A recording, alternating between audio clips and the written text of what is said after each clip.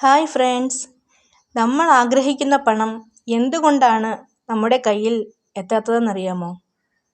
മറ്റൊന്നുമല്ല, നമ്മൾ പണത്തെ റെസ്പെക്റ്റ് ചെയ്യുന്നില്ല. അത് തന്നെയാണ് കാരണം.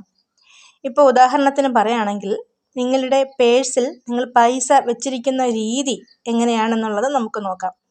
ഇപ്പോൾ നിങ്ങൾ കറണ്ട് ബില്ല്, ഇലക്ട്രിസിറ്റി ബില്ല്, ഈ നിങ്ങൾ ഉള്ള ബില്ലെല്ലാം കൂടി കുത്തി തിരികിട്ടായിരിക്കും ഈ പേഴ്സിൽ ഇങ്ങനെ വെച്ചിട്ടുണ്ടാവുക, അല്ലേ?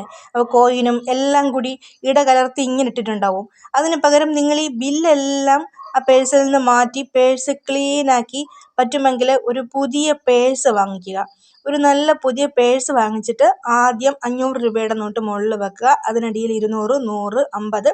അപ്പം ഇത്തരത്തിൽ നോട്ട് മാത്രം, അതായത് ക്യാഷ് മാത്രം ആ പേഴ്സിൽ നിവർത്തി വെക്കുക.